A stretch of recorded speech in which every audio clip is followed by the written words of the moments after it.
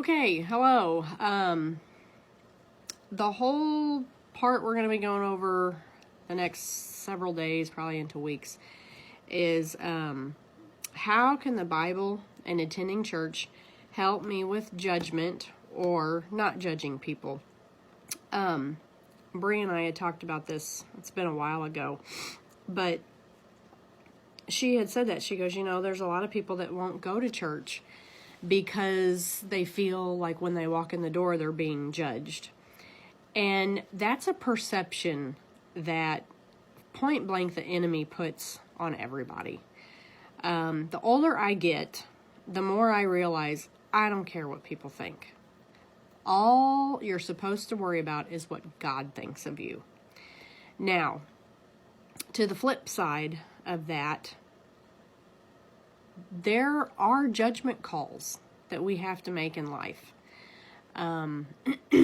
As a parent, over my dead body, am I going to send my kid into a bad situation if I know that it's a bad situation? Over my dead body, am I going to be okay with a situation if I think my husband's going to be in a bad situation? I am going to make a judgment call and say, no way, Jose, it ain't happening, not on my watch. And so there's two sides to this, and you have to look at it in that frame of mind. That's how I look at it. Another side of it is there are people that have been raised differently, brought up differently, taught differently, and until, like my dad or mom would have said, until you have walked in their shoes, you don't know where they're coming from. So to me, when you judge people in that situation, you don't have any business doing that because you don't know what they've been through. You don't understand what their circumstances were like. So I just wanted to preface all of that before we jump into all these verses, because there's several. But I always will refer to Matthew chapter 7, verse 20, after we get done with all of it, okay? And that's just to help you to understand and balance out all of this. Hopefully this helps. Okay, so Matthew chapter 7, verses 1 through 6 is where we're going to start. It says, "Do not judge, or you too will be judged. For in the same way you judge others, you will be judged, and with the measure you use it, it will be measured to you." So be careful.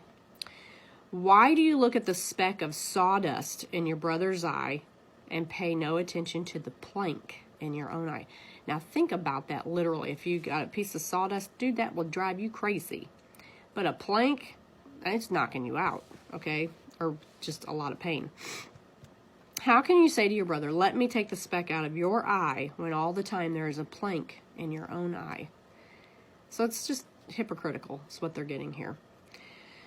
"You hypocrite," ding, ding, ding, "first take the plank out of your own eye, and then you will see clearly to remove the speck from your brother's eye. Do not give dogs what is sacred. Do not throw your pearls to pigs. If you do, they may trample them under their feet and then turn and tear you to pieces." Now you may be like, well, what does that mean?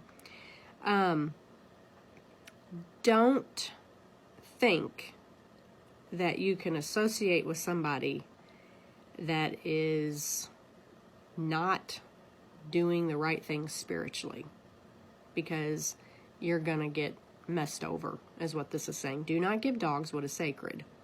Do not throw your pearls to pigs. If you do, they may trample them under their feet and then turn and tear you to pieces. They're going to tear you up if you are trying to do good to them and they're not good, okay? So let me go to Matthew chapter 7, verse 20 with this whole judgment thing.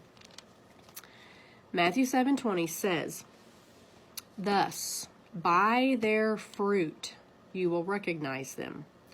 You know if somebody is worth making a judgment call on.